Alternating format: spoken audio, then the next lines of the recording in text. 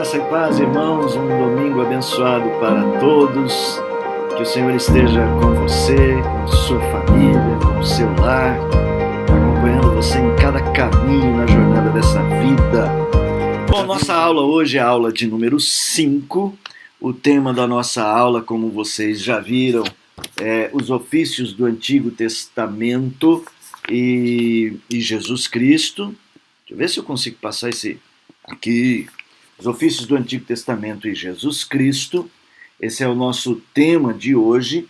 Né? Para quem ainda não sabe, nós estamos usando essa revista aqui, a Bíblia que Jesus usava, que é uma espécie de introdução ao texto do Antigo Testamento. A gente pega alguns assuntos aqui para a gente mostrar como o Antigo Testamento é rico em nos ensinar a caminhada cristã, ok? Então eu quero dividir com vocês hoje exatamente esse tema. E curioso, né? O autor da revista, ele começou com uma abordagem falando de Aragorn, filho de Arathorn, lá do Senhor dos Anéis, e eu amo o Senhor dos Anéis, então fiquei bastante feliz com a introdução que ele fez, né? Falando de Aragorn, de Gandalf e de Frodo, o Bolseiro. Para quem não assistiu O Senhor dos Anéis, não vou contar como é que é o filme, vale a pena assistir. Eu estou lendo alguns livros aí do Tolkien, e o Tolkien, que era um cristão, católico, é verdade, mas um cristão, escreve a sua, a gente diz, essa realidade fantástica, esse tipo de literatura, escreve com um arcabouço cristão ali por detrás. Vale a pena você conhecer. E aqui o nosso autor, ele explora a seguinte mensagem. Ele diz assim, olha, no livro O Senhor dos Anéis, né, e ele se reporta especialmente ao filme, né, mas o livro e o filme são muito próximos. Todo livro sempre é melhor que o filme, você já sabe, né? Mas, de qualquer maneira, quem não lê o livro, vai assistir o filme, a história é a mesma. Ele diz o seguinte, o autor da nossa revista, ele faz uma análise. Na verdade, ele está colocando na revista a análise do Philip Ryken. O Philip Ryken é um grande autor, hein? Escreveu um livro que eu acho um dos mais importantes sobre os puritanos, né, os gigantes de Deus. Um livro muito interessante. E ele, que é também inglês, né, como o Tolkien, analisa a literatura inglesa, disse o seguinte, que o Tolkien, quando escreve esta obra, né, O Senhor dos Anéis, ele estava mostrando, especialmente naquelas duas torres, ele estava mostrando, digamos, uma certa analogia na figura dessas três personagens. Aragorn, né, que era o descendente de um rei antigo da Terra-média, o Aragorn fazia o papel do rei. Tanto é que o nome desse episódio é O Retorno do Rei, né? Onde aparece o Aragorn. Então Aragorn seria o rei, o Gandalf, por causa da sua sabedoria peculiar, seria o profeta, e o Frodo, que assume o legado de carregar o peso, o fardo do anel, para salvar toda a Terra-média, destruindo a maldade do anel. O Frodo seria, então, o sacerdote. E segundo o Ryken, Philip Ryken, então a gente tem aí uma alegoria do próprio cristianismo. Né? O Tolkien não gosta da palavra alegoria. Né? Eu aprendi isso agora lendo o Silmarillion. Ele diz assim, olha, isso aqui é um mito, é uma mitologia. Era a ideia dele de falar algo sobre a realidade, sobre a verdade, sobre as coisas reais e concretas de uma maneira mitológica. Então, mas para esse autor, essas figuras servem assim como uma espécie de paralelos, né? Alegorias para, embora Tolkien não goste da palavra, para essas três figuras ou para esses três ofícios que nós vamos estudar hoje. Né? Mais do que importante a gente estudar, ver essa alegoria lá no Senhor dos Anéis, é a gente perceber que a Bíblia se preocupa em nos revelar os ofícios de Cristo Jesus. E eu quero chamar sua atenção para a importância, qual é a importância desse tipo de lição? Esse tipo de lição não deve ser apenas informativa.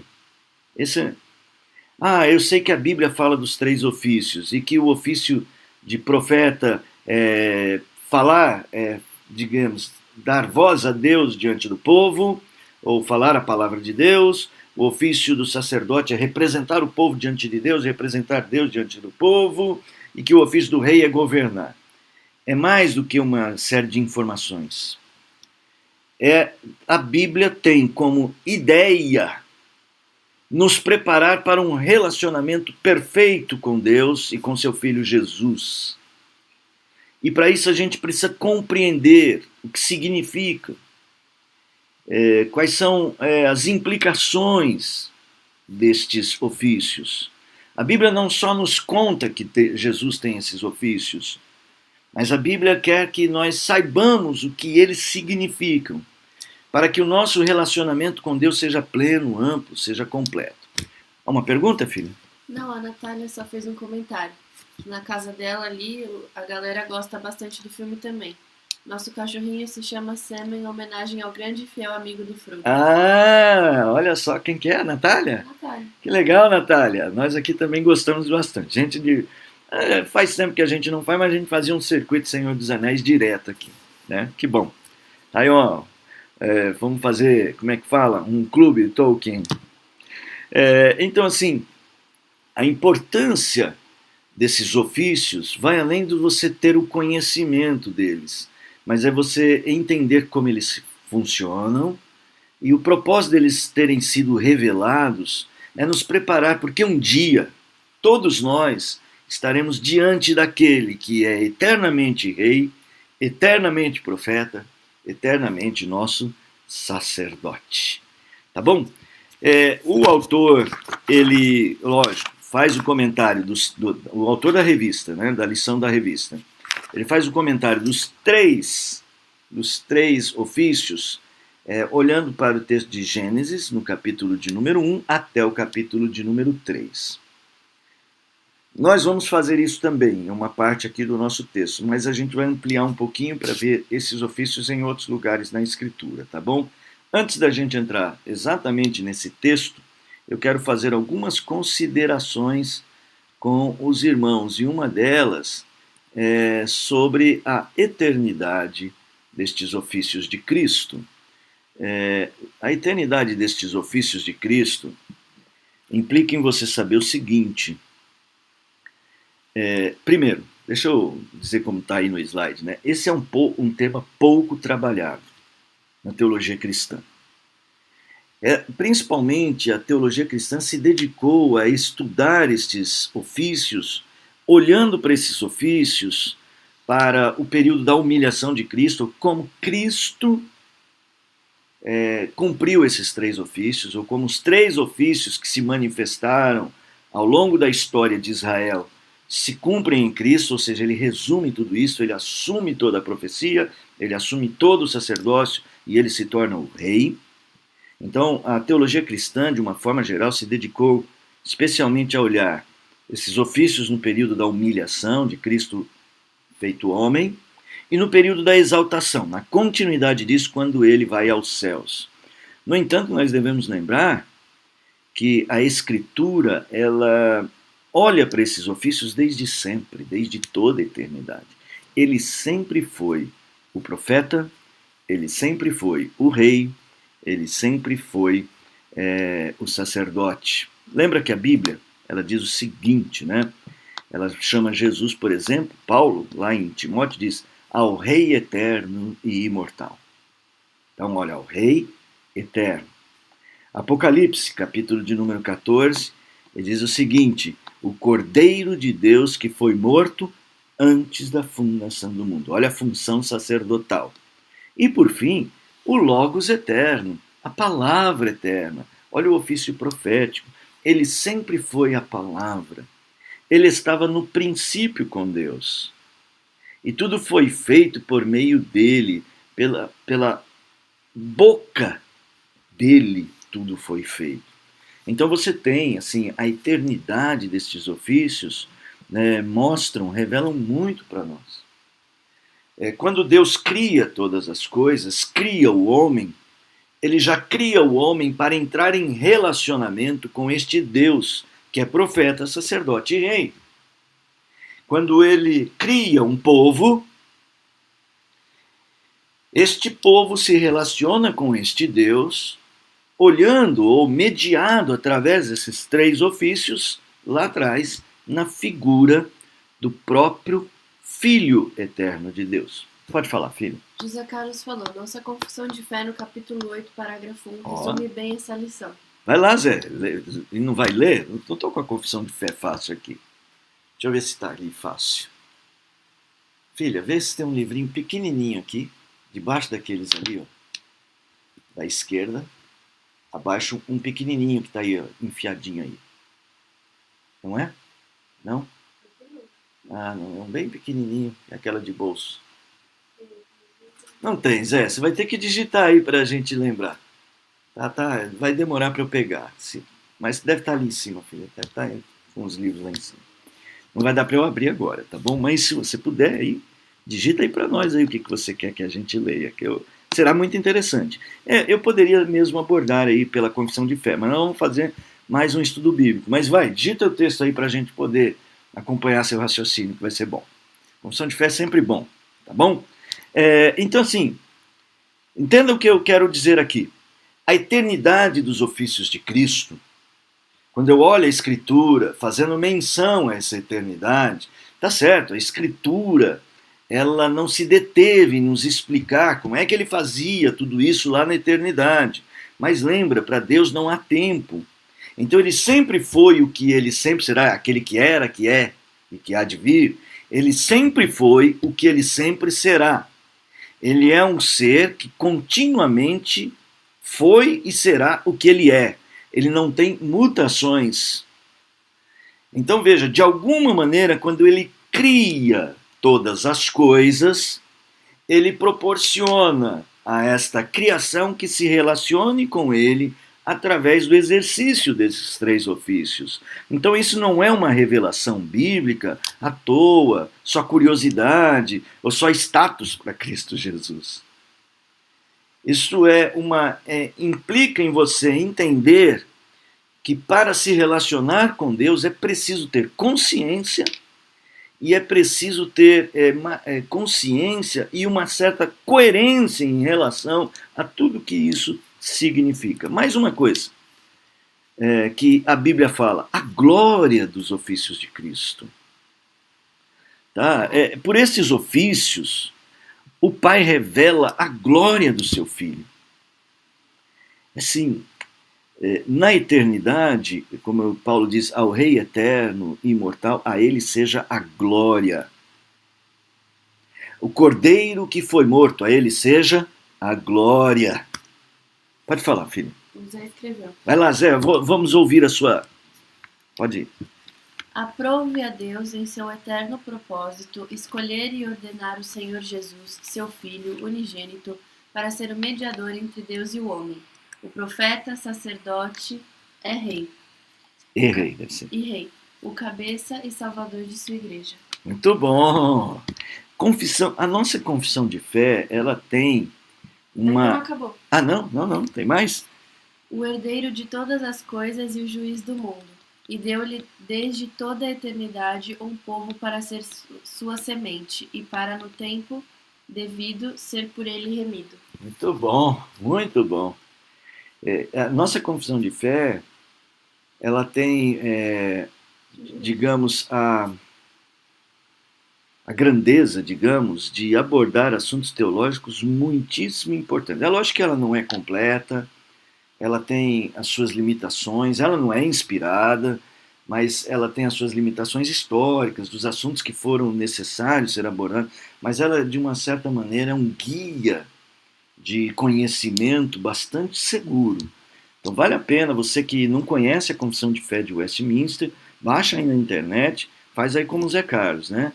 Puxa, tratou tal assunto, a Confissão de Fé fala, ela sempre esclarece um pouquinho mais. Mas parece que faltou um pedacinho, né, filha? Vai lá. Faltou falar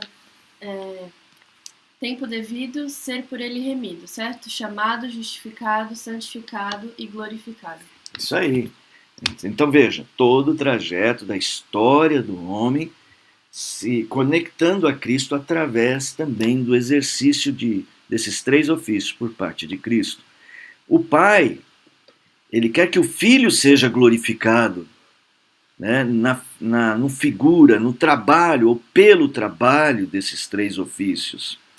E aí, gente, veja, quando eu e os irmãos estivermos diante da glória de Deus, glorificando-o eternamente, nossa mente vai se expandir, eu não tenho dúvida. E de que, em parte, essa expansão da nossa mente vai nos proporcionar um conhecimento muito mais amplo de toda a verdade. Mas Deus nos prepara para isto, já neste tempo, nesta presente era, ainda era de homens caídos, pecadores, que o nosso coração consiga antecipar a glória, antecipar a percepção da eternidade, nos ensinando coisas. E entre as coisas que ele nos ensina, olha, meu filho, o Pai nos ensina, meu filho é o profeta e o sacerdote e o rei. A palavra dele é eterna, a eternidade da sua palavra, a minha palavra é gloriosa, o mundo treme diante da minha palavra. Olha o ofício de profeta. Né? A graça dele é gloriosa, a morte de Jesus, o sacrifício de Jesus é motivo de nossa adoração. Olha a figura do sacerdote. Né? E por fim, o reinado de paz, o reinado perfeito para os filhos de Deus, ele colocando todas as coisas debaixo dos seus pés. Né? Então, os ofícios revelam a glória de Cristo, tá certo? E a gente tem que lembrar disto.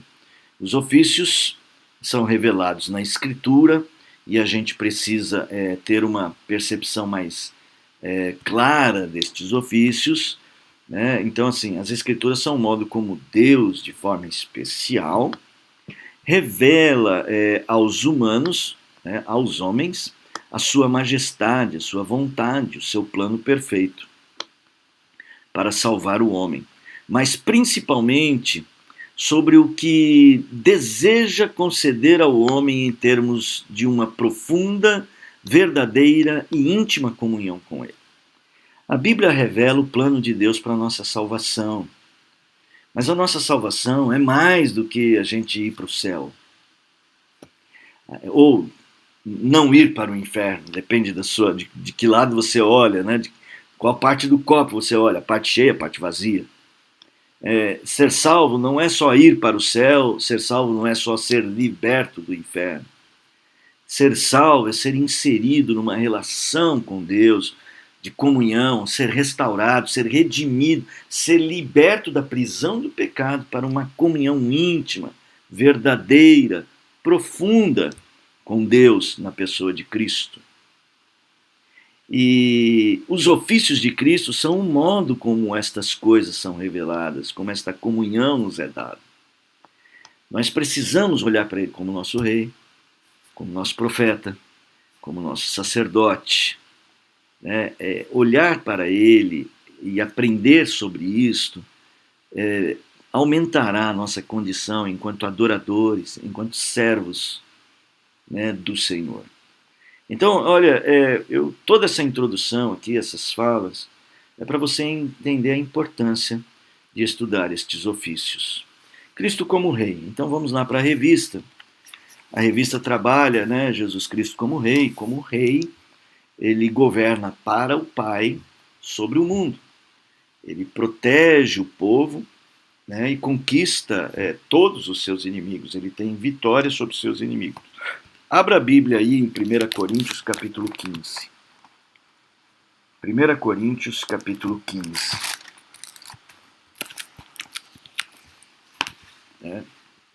Eu vou ler a partir do verso de número 21. 1 Coríntios 15, 21. Visto que a morte veio por um homem, também por um homem veio a ressurreição dos mortos.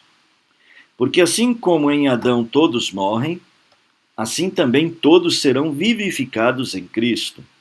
Cada um, porém, por sua própria ordem. Cristo, as primícias, depois os que são de Cristo na sua vinda. Cristo, os mortos, os que já partiram, Depois os que estavam vivos na volta de Cristo. E então virá o fim, preste atenção agora. Quando ele entregar o reino ao Deus e Pai. Olha só, ele reina.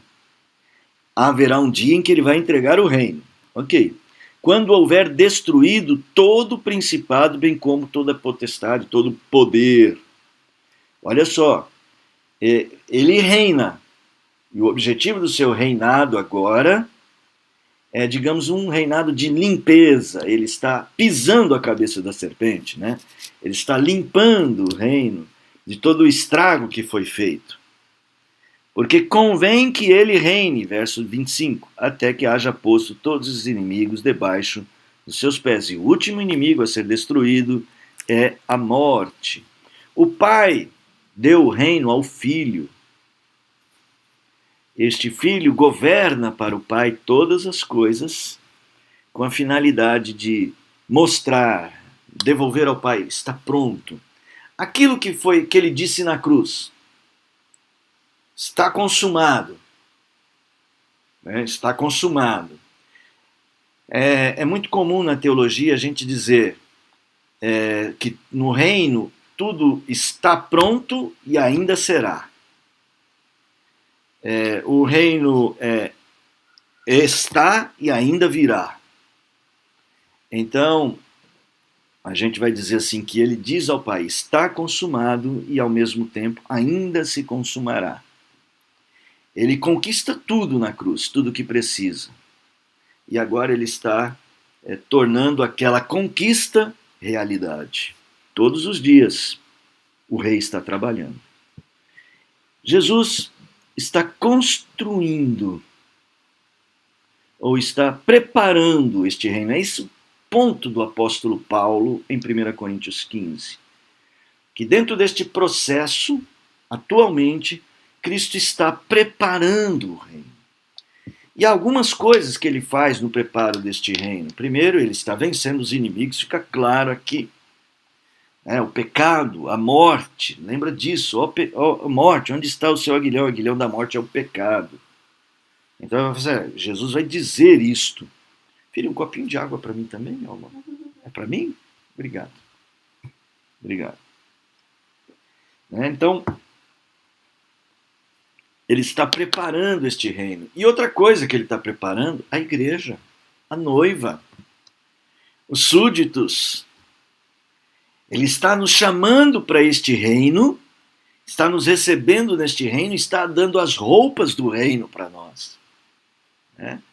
Você tem aquela parábola em que ele chama os convidados, todos estão com roupas, e até tem um lá que não está vestido, fala assim, olha, você não pode ficar aqui, porque aqui existe uma roupa própria para este reino. Ali não é esqueça essa ideia, ali é uma segregação, não, gente.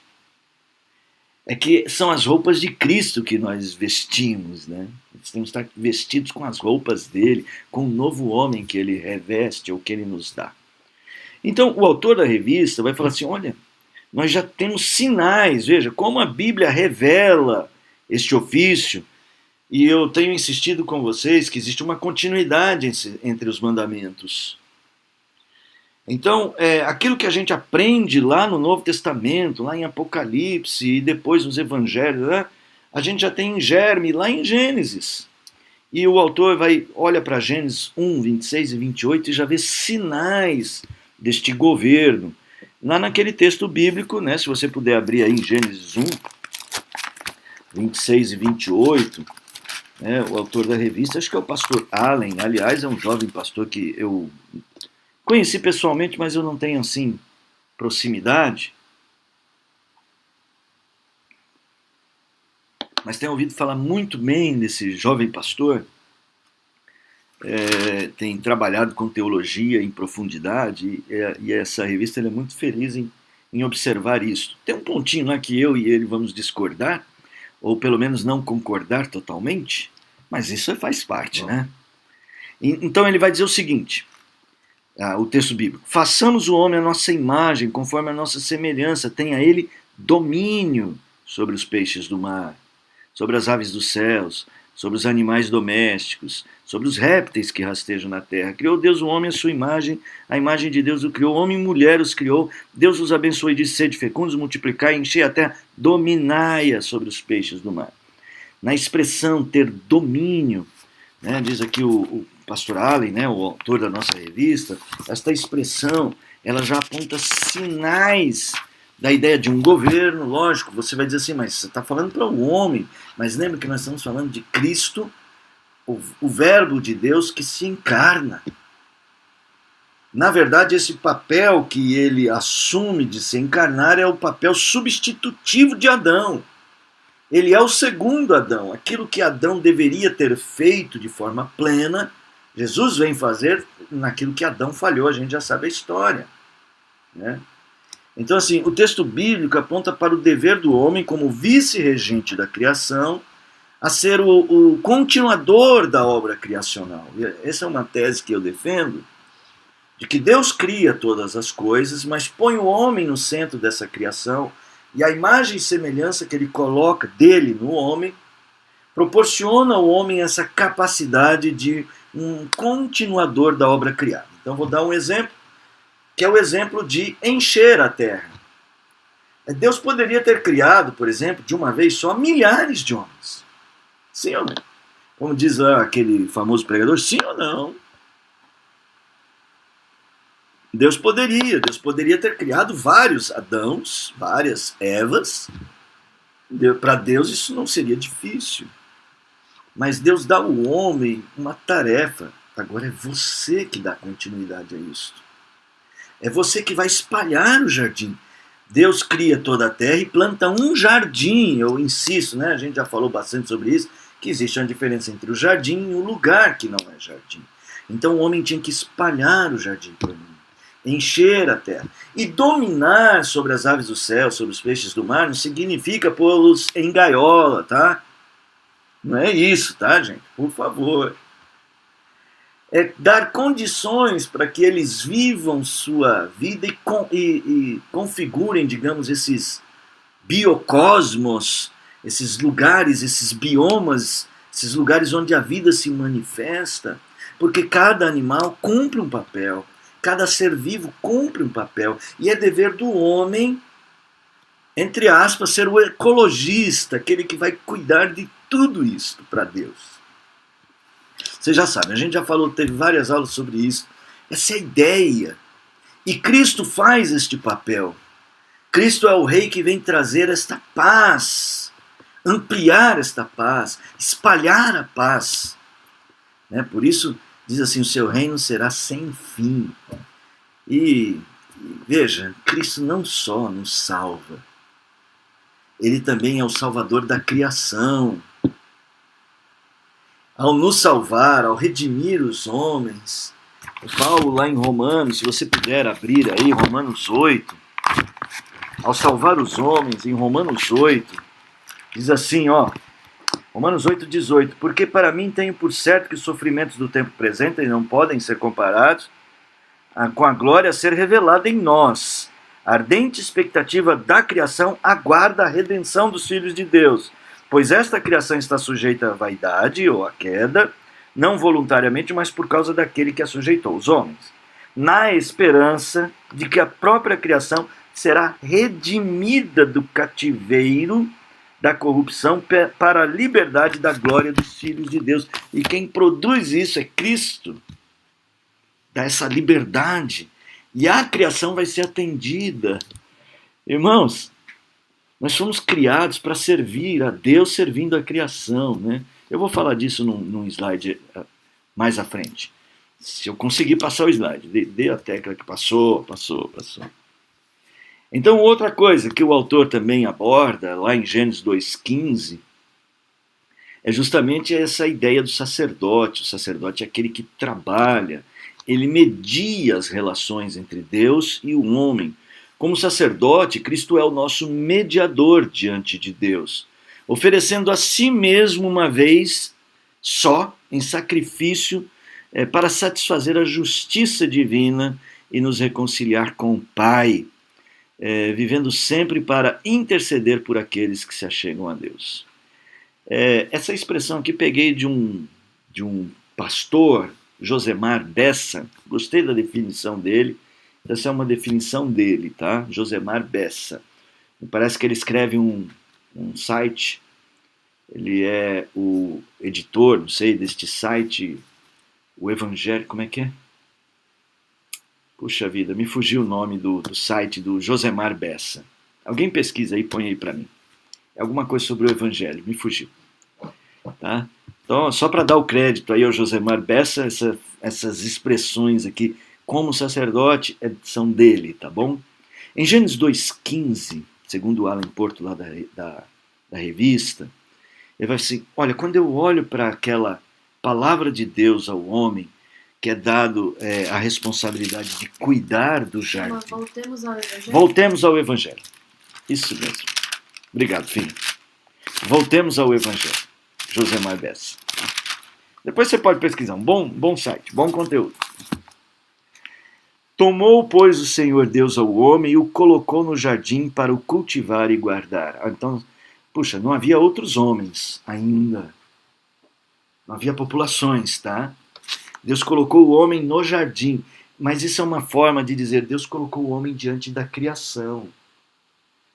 O homem vai crescer e multiplicar e ele vai ficar diante de outros homens. E estes outros homens, para ele, seria também parte desse jardim. E era um dever duplo, o dever de proteger, guardar, ou seja, impedir que o shalom, que aquela perfeição do jardim se desfaça, proteger contra os inimigos, olha só os ofícios, mas também o de espalhar aquele shalom que é o cultivar, fazer aquilo cada vez mais amplo. Então, nesse sentido, o homem é um mediador da criação, entre a criação e a relação com Deus. Então, para o Alan Porto, lá na revista, isso já é um sinal daquilo que o próprio Cristo faz, né, como mediador entre Deus e os homens, enquanto um sacerdote. Agora ele faz uma análise bem interessante, quem tem a revista aí, lá na página, finalzinho da página 24, início da página 25, que ele vai nos dizer o seguinte, Gênesis 2,15, tem a palavra, tomou o Senhor Deus ao homem e o colocou no jardim para o cultivar e guardar. Diz que esses dois verbos, cultivar e guardar, foram usados para descrever o trabalho de Adão, mas também para descrever o trabalho dos levitas no tabernáculo. Então ele está dizendo assim, são usados em outras passagens do Pentateuco para descrever o trabalho dos levitas. Para ministrarem no tabernáculo, terão cuidado com os utensílios da tenda da congregação. Eles deveriam proteger os utensílios e deveriam cuidando destes utensílios e utilizando esses utensílios para ministrar ao povo. Então ele está dizendo assim, ministrem e tenham cuidado, né? Cultivar e guardar. Então ele está fazendo um paralelo, falando, olha, o uso dessas palavras pelo mesmo Moisés pode realmente indicar, digamos, esses sinais do sacerdócio. Eu acho interessante, porque às vezes a gente fala assim, mas será que isso não está forçando? Porque assim, só porque o verbo é igual, olha só, a Bíblia é uma revelação progressiva. É óbvio que Gênesis 2,15 não vai falar tudo sobre um sacerdócio. Mas ele indica sinais de revelações que virão depois. Então eu acho que dá sim, sem que isso seja uma forçada de barra nos textos bíblicos, dá para a gente imaginar que de alguma maneira isso aponte sim, já no Jardim do Éden, sementes de uma doutrina que está se ampliando na Escritura. E eu acho que a gente tem que ter olhos para ver isto, né? Interpretar isto, para a gente aprender a respeito dos ofícios. Pode ser então que você lembre que, eu vou tratar disso lá no final da nossa aula, nós somos reino de sacerdotes. Então nós temos que entender como funciona isso. Não foi o que o apóstolo Pedro disse? Sacerdócio santo. Nós somos sacerdócio santo. Você não sabe o que significa isso. este cuidado, este amor, este zelo pelo jardim criado por Deus. Vale a pena a gente pensar sobre isso, irmãos. O homem foi criado, ao homem foi dada a mediação entre o Criador e a criação, revelada especialmente para ministrar em nome de Deus junto a toda a criação. O homem serve a Deus servindo a criação. Então, quando você cuida de um cachorrinho, quando você alimenta o seu gatinho, os animais domésticos, lembra, a Bíblia já falava destes animais domésticos, em distinção dos animais selváticos. E quando você proporciona que na mata, a jaguatirica tenha os outros animais da sua cadeia alimentar, para que ela sobreviva, quando você permite que os rios produzam peixes, você não os polui, você está fazendo esse papel de alguma maneira. Ok? Muito bem, e agora vamos para mais um slide, Cristo como profeta. Então, aqui em Gênesis 2,16, a palavra de Deus é pregada. Como? Para Adão. Quando Deus diz para Adão que existe uma lei no jardim. Foi pela palavra de Deus que Deus organizou o mundo. Quem acompanha os estudos bíblicos de quinta-feira sabe que a gente bate bastante numa tecla de que a lei de Deus vai além dos 10 mandamentos. A lei de Deus tem a ver com toda a ordem que Deus põe no universo. Então, Deus cria o homem para funcionar de uma determinada maneira. Então ele cria uma ordem. Deus cria o sol e dá um funcionamento ao sol. E como é que ele faz isso? Pela lei que sai da sua boca. Mas há uma lei expressa em Gênesis diretamente ao homem, quando Deus diz para o homem, Deus deu esta ordem, olha a palavra: de toda a árvore do jardim comerás livremente, mas da árvore do conhecimento do bem e do mal não comerás, porque no dia em que dela comeres, certamente morrerás. A palavra de Deus é pregada no jardim. Possivelmente essa palavra de Deus é pregada no jardim na figura de Cristo. Todas as coisas foram criadas por meio dele. Ele estava lá. Ele é o Logos, a palavra eterna. Pode falar, filha. Davi falou: Hebreus relata o sacerdócio de Cristo Jesus, no que cito Hebreus 9, 11 a 15. Hebreus 9, 11 a 15. Sim, Hebreus trata muito, especialmente, de conexão entre o sacerdócio de Cristo e o sacerdote Melquisedeque. Hebreus 9, qual que é? Hebreus 9, de 11 a 15. De 11 a 15, sim. Até mais, né? Até bem antes, mas você vai ver, por exemplo, do 23 em diante, o sacrifício de Cristo. Isso é função sacerdotal dele. Quando, porém, veio Cristo como sumo sacerdote dos bens realizados, mediante maior e mais perfeito tabernáculo, não feito por mãos, quer dizer, não desta criação, não por meio de sangue de bode, sim, mostrando como ele é maior que tudo aquilo que as figuras apontavam. Perfeito. É isso mesmo. Olha só o verso 15 do texto de Hebreus que o Davi citou. Por isso mesmo, ele é o mediador da nova aliança. Fato. Como lá eu disse, lá, né, o sacerdote é um mediador, né, desta nova aliança. Né? E lembra que a criação espera que os filhos de Deus se revelem. Então veja, voltando lá, a ideia da palavra de Deus, ela foi pregada, a lei foi pregada, a lei estabeleceu um funcionamento. E era dever do homem manter esta ordem funcionando, acontecendo. Por isso, quando a serpente chega para Eva, deixa eu limpar aqui. Quando a serpente chega para Eva e fala assim, é assim que Deus disse, a palavra de Deus, que está lá no capítulo 3, né? Mas a serpente, mais sagaz que todos os animais selváticos que o Senhor Deus tinha feito, disse à mulher, é assim que Deus disse, olha só, ele está agora aqui deturpando, ou pelo menos usando a palavra de Deus a seu bel prazer. Não comereis de toda a árvore do jardim, Respondeu a mulher: do fruto da árvore do jardim podemos comer, mas do fruto da árvore que está no meio do jardim, disse Deus. E aqui a mulher usa a palavra de Deus: dele não comereis, nem tocareis dele, para que não morrais.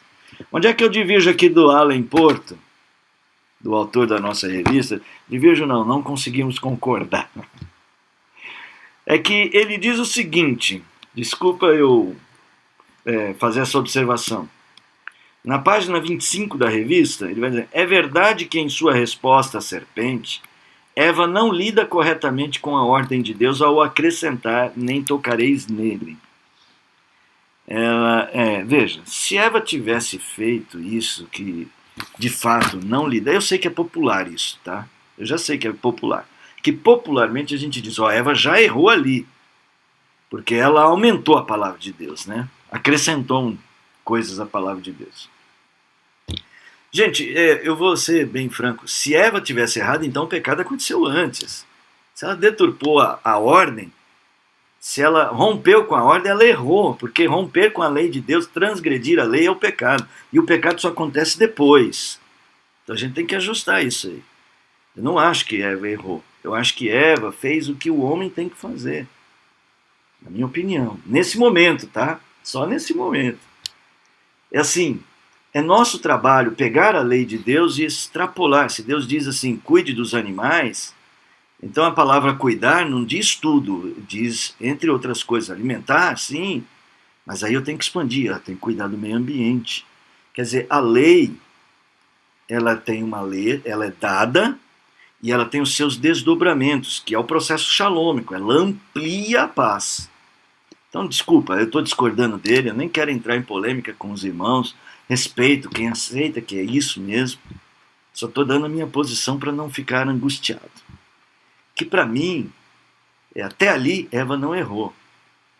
Eva, ela aplicou a lei, ela aplicou a palavra, ela fez uma função profética, sim, que é de responder à realidade com a palavra de Deus, com a ordem, com a lei. O que um profeta faz? O profeta chama o povo para a lei. O diabo estava tentando infringir a lei, ou fazer com que ela infringisse a lei, e ela vem e diz: não. Isso aconteceu com Jesus também na tentação. Olha, está escrito que dará ordem aos anjos, e Jesus diz: está escrito, ao Senhor teu Deus não tentarás, né? Então, assim, é assim que eu penso. Não quero entrar em polêmica com esse ponto, tá? Respeito se você acha que Eva não devia ter falado aquilo, mas eu acredito que a gente não pode ser tão severo com Eva aqui. Depois, sim, tá? Mas, enfim, o que a gente está abordando aqui é que há sinais dessa função profética também aqui, uma vez que a lei está presente e que a palavra de Deus ordena leis, no caso a lei de não comer do fruto. Muito bem, nossa revista trabalha assim, né? Mas eu gostaria de ampliar um pouquinho como a Bíblia trabalha estes ofícios. Então, lá em Gênesis, não fica só em Gênesis 1 a 3, por exemplo, nós temos a função de profeta. Na palavra criadora, haja luz, tá? Você tem a função, o anjo do Senhor, que traz a revelação da vontade, da aliança de Deus, quando fala com Abraão. O anjo do Senhor vem e fala. Então, funções proféticas. Pode falar, filha. O Almiro Terezinha escreveu: Cristo, o vencedor da besta e do falso profeta. Apocalipse 19:1. Exato. E o Davi escreveu assim: se possível, você pode explicar a diferença entre a leitura de sacerdotes dos católicos para os cristãos protestantes? Digo em relação ao nosso sacerdócio. Verdade. Existe uma diferença. Me aguarde. Vai ter um finalzinho. Me lembra disso. Deixa anotadinho aí, filha. Se eu esquecer, Davi, me lembra antes de eu terminar. Mas vou tentar não esquecer. Pedir para a Laila anotar aqui. Porque já, mais à frente aqui, eu vou falar destes ofícios e nós. E talvez a gente possa abordar isso na hora de falar do sacerdócio, tá ok? Então veja só. A ideia de profeta em Gênesis não fica só nessa parte de Gênesis 2, 15. Nós podemos pensar em profeta quando vem essa palavra criadora, quando vem o anjo falar com Abraão. Tá? A função de sacerdote. segundo a ordem de Melquisedeque. Olha só, isso está lá em Gênesis, quando Abrão oferece a Melquisedeque o dízimo, oferece o pão e o vinho, lembram disso? Tá? Então, esses ofícios, eles estão assim semeados no texto de Gênesis, muito amplo. O descendente de Judá, lá no capítulo 43, deixa eu ver se é o 43 de Gênesis, deixa eu confirmar, né? O cetro não se apartará, né, da casa de Judá, que é a bênção de Jacó, né? 43, 43, eu pus aqui 43, 10. Não, mas não é isso que eu queria dizer. Não, deixa eu ver. Se não tivéssemos demorado... Não, não é 43, 10, não. É 45. 45. Deixa eu ver se é. Também não é, não. É a bênção, é a bênção. Ah, tá, 49. Ah, tá 49 aqui no slide. Agora que eu vi. No slide está 49, 10. O cetro não se arredará de Judá, nem um bastão de entre seus pés. Ou seja, a revelação deste reinado. Tem mais, viu? Quando Balaão vai proferir a maldição, né, que o rei pede para ele, profere uma maldição, em Balaão fala assim, de jeito nenhum. Aí ele abençoa Israel e diz assim, de ti procederão reis. Tá? Então Gênesis tem mais revelações a respeito disso. Os evangelhos revelam a figura de Jesus, né? Jesus é o que ensina, é um profeta que ensina. Nunca ouvimos, nunca ninguém ensinou como ele nos ensina, lembram disso? O grande sermão da montanha, né? Talvez o maior discurso da história do homem, da história humana, o Filho de Deus falando sobre o reino, né? Então Jesus ensinando sobre o reino, no final do sermão da montanha, Mateus, abre aí Mateus 7. Para quem não sabe, esse é um texto que você tem que conhecer, você tem que ler ele de vez em quando. Mateus começa no capítulo 5, verso 1, termina no capítulo 7, verso de número 27. Mas olha o verso 28, capítulo 7. Quando Jesus acabou de proferir essas palavras, estavam as multidões maravilhadas da sua doutrina, porque ele as ensinava como quem tem autoridade e não como os escribas. Ele é o grande profeta. Jesus é o sacerdote nos evangelhos, que vai até a cruz. João diz assim, ninguém tem maior amor do que este, de dar a alguém a vida pelos seus amigos. E ele é o rei, que o povo cantou, Hosana, o que vem em nome do Senhor. Ele é o rei que vem em nome do Pai. Então, os evangelhos também revelam isso. E, por fim, o próprio livro de Apocalipse, não é isso? Ele é a testemunha fiel, então ele é o profeta que testemunha da parte de Deus.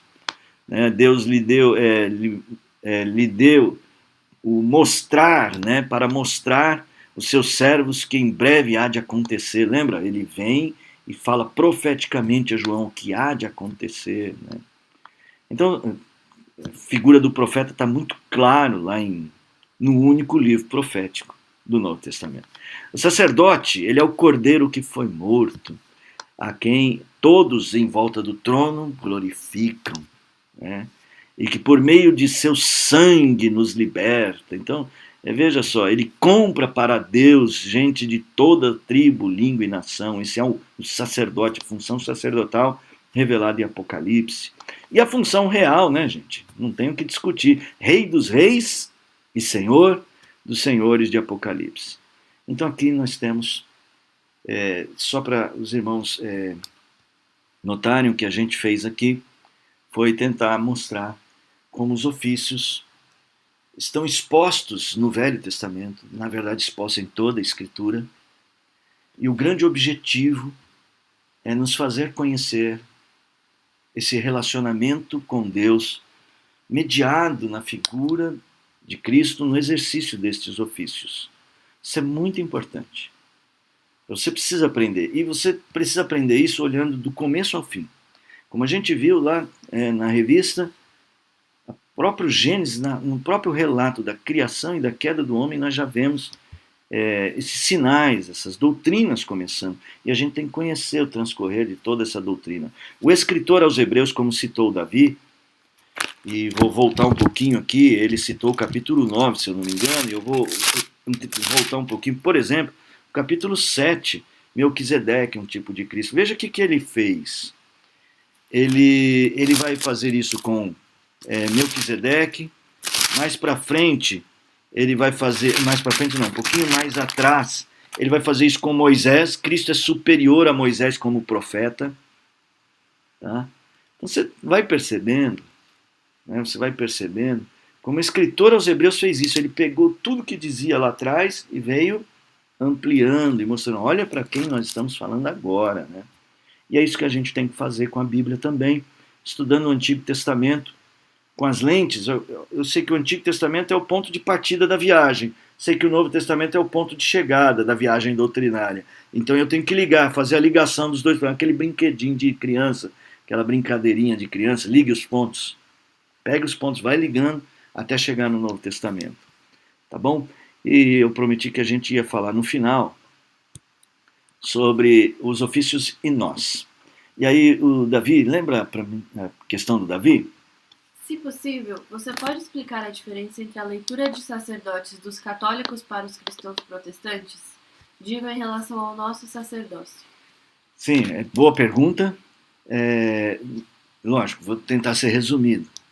Na visão católico-romana, né, nós temos a ideia de que a Igreja, para o catolicismo romano, a Igreja é a mediadora dessa relação.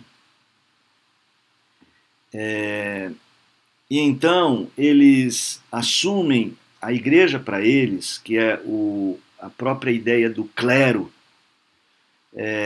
o Papa, que é o vigário de Cristo, ou seja, aquele que está no lugar de Cristo, exercendo as funções de Cristo no mundo, junto com todo o seu colégio cardinalícios, cardeais, e os párocos locais, ou seja, essa estrutura eclesial é que faz essa mediação. Tem todo um processo histórico para isso, desde lá de Cipriano de Cartago, quando Cipriano de Cartago, por algumas razões históricas, não vamos mexer com isso, né? Ele disse o seguinte: não há salvação fora da Igreja. Então, as pessoas, aí ele diz assim, os fiéis, eles chamam os outros crentes, não clérigos, de fiéis, eles têm que vir a esses clérigos que fazem a função sacerdotal. Por isso, então, sacerdotes para eles são especificamente as figuras clericais. Para nós protestantes, não. A doutrina protestante do sacerdócio exercido pelos homens, que a gente está defendendo na lição de hoje, segundo a visão protestante, é sacerdócio de todos os santos. Isso começando, especialmente com Lutero, esse foi um dos pontos de Lutero. Lutero era um sacerdote nos moldes católico-romano, até que ele percebe que não é isto. O evangelho não precisa ser mediado pela igreja, o evangelho é apresentado ao mundo pelo ofício sacerdotal de todos os crentes. Então, no protestantismo, todos nós cumprimos esse papel. Nós todos somos a igreja, não somente os clérigos. Então, se eu tenho que apontar uma diferença, quem é o sacerdócio na visão católico-romana? É o sacerdócio dos padres, dos clérigos, do clero eclesial, do staff, para ser mais moderno, eclesial. Para nós, protestantes, isso é o sacerdócio de todos os crentes. Você ora, você fala com Deus. Você não precisa confessar o seu pecado ao padre para que a sua queixa seja ouvida por Deus. Não, você dobra os seus joelhos e confessa ao Pai. Tá bom? É isso. Se eu posso dizer que existe uma diferença. Tentando ser simples também nessa explicação. O ofício de Cristo em nós. Há duas coisas que eu quero comentar sobre o ofício de Cristo em nós. A primeira tem a ver, né, com o que Cristo faz por nós. Então, ele é o profeta que nos fala a palavra de Deus. O escritor aos Hebreus diz: tendo Deus outrora falado muitas vezes pelos profetas, aos pais pelos profetas, hoje nos fala pelo Filho. A própria palavra de Deus que tem a palavra de Isaías, a palavra de Elias, a palavra de Neemias, a palavra de Moisés, ela é a palavra do Filho, que ele revelou a estes homens e eles registraram. É a palavra de Cristo, toda a palavra de Deus. Então Cristo nos fala pela palavra. Cristo media, ele ofereceu a Deus o sacrifício e intercede por nós diante do Pai. Ele é o nosso sacerdote. E Cristo é o nosso rei eterno. Então nós precisamos nos relacionar com Cristo. Você pode de vez em quando orar. Quando você fizer as suas orações de confissão, você não estará errado em falar assim: ó Senhor, meu sacerdote eterno, cubra com tua graça os meus pecados e me perdoe. Quando você quer falar sobre a sua vida, sobre coisas que você gostaria que na sua vida se manifestasse, ó Rei eterno, que tudo tem nas mãos, dirige o meu viver.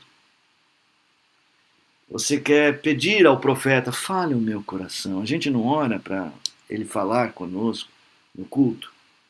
Então você precisa desenvolver relacionamentos com Cristo, baseado no que ele faz, nos ofícios que ele exerce. Então o primeiro ponto que eu quero falar é, seja sábio nisso. E o segundo é o que está aqui no slide. Quero falar sobre as obrigações que estes ofícios dele deveriam nos fazer refletir ou deveriam nos levar ao trabalho. Em outras palavras, nós somos aqueles que, em nome de Cristo, falamos a este mundo. Então nós somos profetas para este mundo. Abra lá em 1 de Pedro capítulo 2.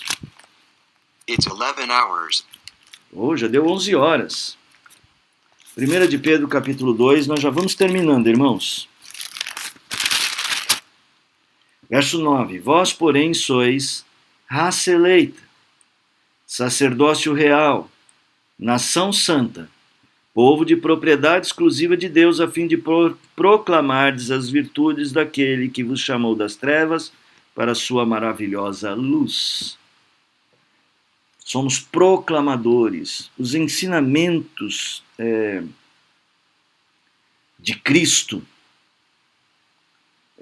nós devemos propor a este mundo. É através da igreja, é através da nossa vida que nós apresentamos o reino com a palavra, nós chamamos os homens ao arrependimento, nós proclamamos o evangelho. Nós temos que exercer essa função profética enquanto igreja.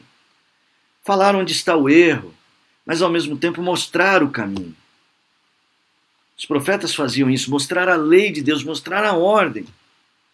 Nós não somos profetas só da acusação, nós somos profetas do caminho. Pessoas que apontam o caminho.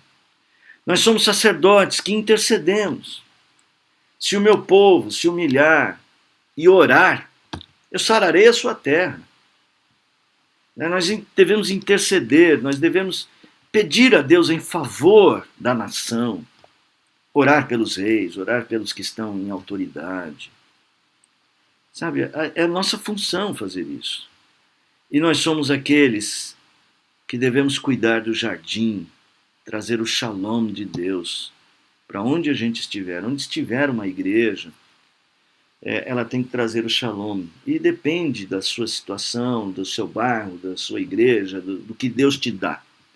No passado, as igrejas sempre tinham uma escola, porque o Brasil precisava de muitas escolas.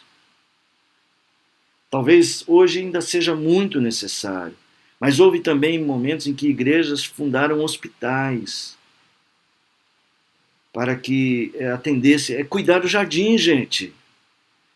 Nós devemos ter cursos de artesanato na igreja. Quem sabe algum curso profissionalizante, algum irmão que saiba fazer serviço de elétrica, ensinar outros a trabalhar, porque tem gente que precisa aprender alguma coisa. Talvez aulas de canto, ensinar a música, a arte para as pessoas. Imagina só, nós somos um povo tão pobre de arte. A igreja pode ser um lugar para isto, né? Ensinar a arte, apreciar a beleza.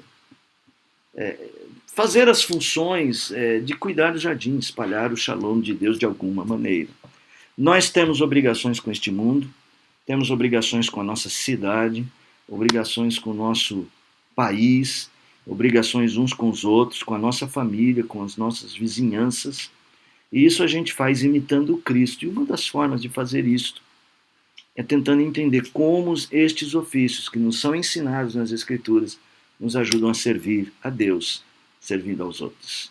Que Deus abençoe a todos.